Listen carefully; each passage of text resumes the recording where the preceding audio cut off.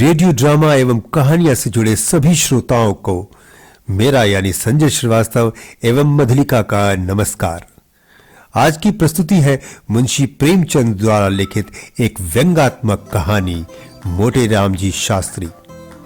कहानी के नाट्य प्रस्तुति में स्वर दिया है मधुलिका एवं संजय श्रीवास्तव ने। सभी श्रोताओं से गुजारिश है कि आप हमारे चैनल को सब्सक्राइब करें एंड बेल बटन का उपयोग करें, जिससे कि हमारी समस्त कहानियां और आगे आने वाली प्रस्तुतियां आपके पास स्वतः पहुंच सके। तो आइए सुनते हैं कहानी मोटे राम जी शास्त्री। पंडित मोटे राम जी शास्त्री को कौन नहीं जानता। आप अधिकारियों का रुख देखकर काम करते हैं। स्वदेशी आंदोलनों के दिनों में भी आपने उस आंदोलन का खूब विरोध किया था। स्वराज आंदोलनों के दिनों में भी आपने अधिकारियों से राजभक्ति की सनद हासिल की थी। मगर जब इतनी उछल कूद पर उनकी तकदीर की मीठी नींद न टूटी और अध्यापन कार्य से पिंड न छूटा, तो अंत में आपने एक नई तदबीर सोची। घर जाकर धर्मपत्नी जी से बोले, इन बूढ़े तोतों को रटाते रटाते मेरी खोपड़ी पच्ची हुई जाती है। इतने दिनों विद्या दान देने का क्या फल मिला जो आगे कुछ मिलने की आशा करूं? धर्मपत्नी ने चिंतित होकर कहा, अरे लेकिन भोजन का भी तो कोई सहारा चाहिए। तुम्हें जब देखो पेट की ही फिक्र पड़ी रहती है। कोई ऐसा विरला ही दिन जाता होगा कि निमंत्रण न मिलते हो, और चाहे कोई निंदा करे पर मैं परोसा लिए बिना नहीं आता हूं। आज ही सब यजमान मरे जाते हैं, मगर पेट ही जिलाया तो क्या किया? संसार का कुछ सुख भी तो भोगना चाहिए। मैंने वैद्य बनने का निश्चय कर लिया है। वैद्य बनोगे? कुछ वैद्य की पढ़ी भी है? वैद्यक पढ़ने से कुछ नहीं होता। संसार में विद्या का इतना महत्व नहीं जितना बुद्धि का। 2-4 सीधे साधे लटके हैं, बस और कुछ नहीं। आज ही अपने नाम के आगे भिष्गाचार्य बढ़ा लूंगा। कौन पूछने जाता है तुम भिष्गाचार्य हो या नहीं? किसी को क्या गरज पड़ी जो मेरी परीक्षा लेता फिरे? एक मोटा सा साइन बोर्ड बनवा लूंगा, उस पर शब्द लिखे होंगे, यहाँ स्त्री पुरुषों के गुप्त रोगों की चिकित्सा विशेष रूप से की जाती है। 2-4 पैसे का हर बहरा आंवला कुटवा कर रख लूंगा। बस इस काम के लिए इतना सामान पर्याप्त है। हाँ, समाचार पत्रों में विज्ञापन दूंगा और नोटिस बनवाऊंगा। उसमें लंका, मद्रास, रंगून, कराची सभी दूर स्थानों के सज्जनों की चिट्ठियां दर्ज की जाएंगी। ये मेरे चिकित्सा कौशल के साक्षी होंगे। जनता को क्या पड़ी है कि वो इस बात का पता लगाती फिरे कि उन स्थानों में इन नामों के मनुष्य रहते भी है या नहीं। फिर देखो वैद्य की कैसे चलती है। लेकिन बिना जाने बूझे दवा दोगे तो क्या फायदा करेगी? फायदा न करेगी मेरी बला से। वैद्य का काम दवा देना है, वो मृत्यु को परास्त करने का ठेका नहीं लेता। और फिर जितने आदमी बीमार पड़ते हैं सभी तो नहीं मर जाते। मेरा ये कहना है कि जिन्हें कोई औषधि नहीं दी जाती वे विकार शांत हो जाने पर अच्छे ही हो जाते हैं। वैद्यों को बिना मांगे यश मिलता है। 5 रोगियों में से एक भी अच्छा हो गया तो उसका यश मुझे ही अवश्य मिलेगा। शेष 4 जो मर गए वे मेरी निंदा करने थोड़ी ना आएंगे। मैंने बहुत विचार करके देख लिया, इससे अच्छा कोई काम नहीं है। लेख लिखना मुझे आता ही है, कवित्त बना ही लेता हूं। पत्रों में आयुर्वेद महत्व पर 2-4 लेख लिख दिया करूंगा।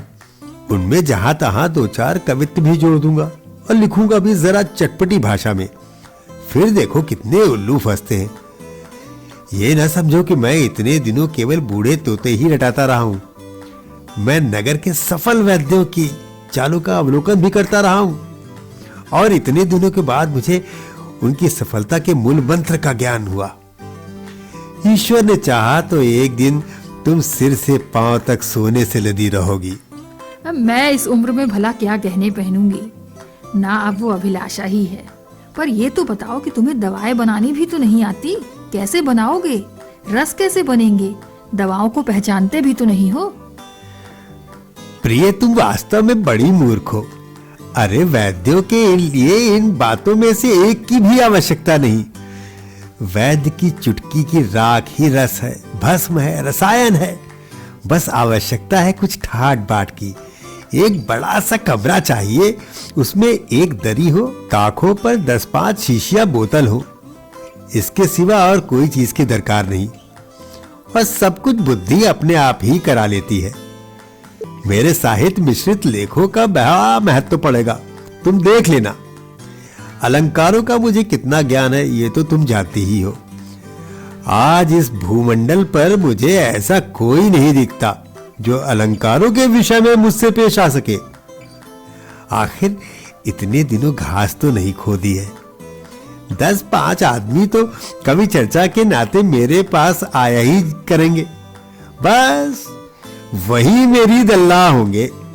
उन्हीं की मार्फत मेरे पास रोगी भी आएंगे। मैं आयुर्वेद ज्ञान के बल पर नहीं, नायिका ज्ञान के बल पर धड़ल्ले से वैद्य करूंगा। तुम देखती तो जाओ। मुझे तो डर लगता है कि कहीं ये विद्यार्थी भी तुम्हारे हाथ से न जाए। ना इधर के रहोगे ना उधर के। तुम्हारे भाग्य में तो लड़के पढ़ाना लिखा है, और चारों ओर से ठोकर खाकर फिर तुम्हें वो ही तोते रटाने पड़ेंगे। तुम्हें मेरी योग्यता पर विश्वास क्यों नहीं रहा? इसलिए कि तुम वहाँ भी धूर्तता करोगे। मैं तुम्हारी धूर्तता से चिढ़ती हूँ। तुम जो कुछ नहीं हो सकते वो क्यों बनना चाहते हो? तुम लीडर न बन सके, सिर पटक कर रह गए। तुम्हारी धूर्तता ही फलीभूत होती है, और इसी से मुझे चिढ़ है। मैं चाहती हूँ कि तुम भले आदमी बनकर रहो, निष्कपट जीवन व्यतीत करो, मगर तुम मेरी बात कब सुनते हो? आखिर मेरा नायिका ज्ञान कब काम आएगा? किसी रईस की मुसाहिबी क्यों नहीं कर लेते? जहाँ 2-4 सुंदर कवित्व सुना दोगे वो खुश हो जाएगा, और कुछ न कुछ दे ही मरेगा। वैद्य का ढोंग क्यों रचते हो? मुझे ऐसे ऐसे गुण मालूम है जो वैद्यों के बाप दादों को भी ना मालूम होंगे, और सभी वैद्य 1-1, 2-2 रुपए पर मारे मारे फिरते हैं। मैं अपनी फीस 5 रुपए रखूंगा, उस पर सवारी का किराया अलग।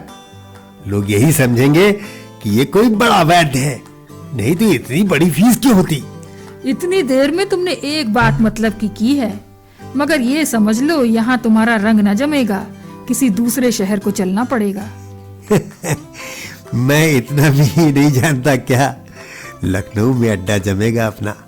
साल भर में वो धाक बांधूंगा कि सारे वैद्य गर्द हो जाए। मुझे और भी कितने ही मंत्र आते हैं। मैं रोगी को 2-3 बार देखे बिना उसकी चिकित्सा ही नहीं करूंगा। कहूंगा मैं जब तक रोगी की प्रकृति की भली भांति पहचान ना लूं, उसकी दवा नहीं कर सकता। बोलो कैसी रहेगी? अब मैं तुम्हें मान गई। अवश्य चलेगी तुम्हारी वैद्य की, अब मुझे कोई संदेह नहीं रहा। मगर गरीबों के साथ ये मंत्र न चलाना, नहीं तो धोखा खाओगे। साल भर गुजर गया। भिषगाचार्य पंडित मोटेराम जी शास्त्री की लखनऊ में धूम मच गई। अलंकारों का ज्ञान तो उन्हें था ही, कुछ गा बजा भी लेते थे। उस पर गुप्त रोगों के विशेषज्ञ, रसिकों के भाग्य जागे। पंडित जी उन्हें कवित्व सुनाते, हंसाते और बलकारक औषधियां खिलाते, और वो रईसों में जिन्हें पुष्टिकारक औषधियों की विशेष चाह रहती, उनकी तारीफों के पुल बांधते। साल भर में ही वैद्य जी का वो रंग जमा कि पूरे लखनऊ में उनकी चर्चा होने लगी। विलासिनी विधवा रानियों और शौकीन अदूरदर्शी रईसों में आपकी खूब पूजा होने लगी। किसी को अपने सामने समझते ही ना थे, मगर स्त्री उन्हें बराबर समझाया करती थी कि रानियों के झमेले में ना फंसे, नहीं किसी दिन पछताओगे।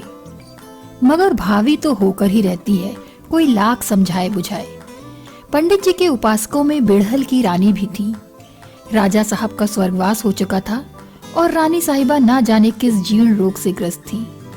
पंडित जी उनके यहाँ दिन में 5-5 बार जाते। रानी साहिबा उन्हें एक क्षण के लिए भी देर हो जाती तो बेचैन हो जाती। एक मोटर नित्य उनके द्वार पर खड़ी रहती थी। अब पंडित जी ने खूब केचुल बदली थी। तंजेब की अचकन पहनते, बनारसी साफा बांधते और पंप जूता डांटते थे। मित्रगण भी उनके साथ मोटर पर बैठकर दंदनाया करते थे। कई मित्रों को रानी साहिबा के दरबार में नौकर रखा दिया। रानी साहिबा भला अपने मसीहा की बात कैसे टालती। मगर चरखे जफाकार और ही षड्यंत्र रच रहा था। एक दिन पंडित जी रानी साहिबा की गोरी गोरी कलाई पर एक हाथ रखे नब्ज देख रहे थे और दूसरे हाथ से उनके हृदय की गति की परीक्षा कर रहे थे कि इतने में कई आदमी सोटे लिए हुए कमरे में घुस आए और पंडित जी पर टूट पड़े। रानी भागकर दूसरे कमरे की शरण ली और किवाड़ बंद कर दिए। पंडित जी पर बेभाव पड़ने लगे। यूं तो पंडित जी भी दमखम के आदमी थे, एक गुप्ती सदैव साथ रखते थे, पर जब धोखे से कई आदमियों ने धर दबोचा तो बेचारे क्या करते, कभी इसका पैर पकड़ते, कभी उसका। हाय हाय का शब्द मुंह से निकल रहा था, पर उन बेरहमों को उन पर जरा भी दया न आती थी। एक आदमी ने एक लात जमाकर कहा, दुष्ट की नाक काट दो। दूसरा व्यक्ति बोला, इसके मुंह पे काली का चूना लगाकर छोड़ दो। तीसरा बोला, क्यों वैद्य जी, बोलो क्या मंजूर है, नाक कटवाओगे या मुंह पे कालिक लगवाओगे? पंडित जी बोले, भूल कर भी नहीं सरकार, मैं मर गया। आज ही लखनऊ से रफेट हो जाओ, नहीं तो बुरा होगा। सरकार, मैं आज ही चला जाऊंगा, जनेऊ की शपथ खाता हूं, आप यहां मेरी सूरत ना देखेंगे। अच्छा भाई, सब कोई इसे 5-5 लाते लगाकर छोड़ देते हैं। अरे सरकार, मर जाऊंगा, दया करो। तुम जैसे पाखंडियों का मर जाना ही अच्छा है। हाँ तो शुरू करो। पंच लत्ती पड़ने लगी, धमाधम की आवाजें आने लगी। मालूम होता था नगाड़े पर चोट पड़ रही है। हर धमाके के बाद एक बार हाय की आवाज निकल आती थी, मानो उसकी प्रतिध्वनि हो। पंचलत्ती पूजा समाप्त हो जाने पर लोगों ने मोटे राम जी को घसीट कर बाहर निकाला और मोटर पर बैठाकर घर भेज दिया। चलते चलते चेतावनी दे दी कि प्रातः काल से पहले भाग खड़े होना, नहीं तो और ही इलाज किया जाएगा। मोटे राम जी लंगड़ाते कराहते लकड़ी टेकते घर में गए और धम्म से चारपाई पर गिर पड़े। स्त्री ने घबरा कर पूछा, कैसा जी है? अरे तुम्हारा क्या हाल है? हाय, ये तुम्हारा चेहरा कैसा हो गया? हाय भगवान, मर गया। कहाँ दर्द है? इसी मारे कहती थी बहुत रबड़ी ना खाओ, लवण भास्कर ले आऊं? हाय, दुष्टों ने मार डाला। उसी चांडालिन के कारण मेरी दुर्गति हुई। मारते मारते सबों ने भुरकुस निकाल दिया। तो ये कहो कि पिट कर आए हो? हाँ, पिटे हो, अच्छा हुआ। तुम तो लातों के देवता हो ही। कहती थी कि रानी की यहाँ मत आया जाया करो, मगर तुम कब सुनते थे? हाय हाय, तुझे भी इसी दम कोसने की सूझी। मेरा तो बुरा हाल है और तू कोसे जा रही है। किसी से कह दे ठेला वेला लाए, रातों रात लखनऊ से भाग जाना है, नहीं तो सब मेरे प्राण ना बचेंगे। नहीं, अभी तुम्हारा पेट नहीं भरा, अभी कुछ दिन और यहाँ की हवा खाओ। कैसे मजे से लड़के पढ़ाते थे। हाँ, नहीं तो वैद्य बनने की सूझी। बहुत अच्छा हुआ, अब उम्र भर न भूलोगे। रानी कहाँ थी कि तुम पिटते रहे और उसने तुम्हारी रक्षा भी नहीं की? हाय हाय, वो चुड़ैल तो भाग गई उसी के कारण। क्या जानता था कि यह हाल होगा, नहीं तो उसकी चिकित्सा ही क्यों करता। हो तुम तकदीर के खोटे। कैसी वैद्य की चल गई थी, मगर तुम्हारी करतूतों ने सत्यानाश कर दिया। आखिर फिर वही पढ़ौती करना पड़ी। हो तकदीर के खोटे। प्रातःकाल मोटे राम जी के द्वार पर ठेला खड़ा था और उस पर अजबाव लद रहा था। मित्रों में एक भी नजर न आता था। पंडित जी पड़े कराह रहे थे और स्त्री सामान लदवा रही थी। अभी आप सुन रहे थे मुंशी प्रेमचंद जी द्वारा लिखित कहानी पंडित मोटे राम जी शास्त्री। आशा है कहानी आपको पसंद आई होगी।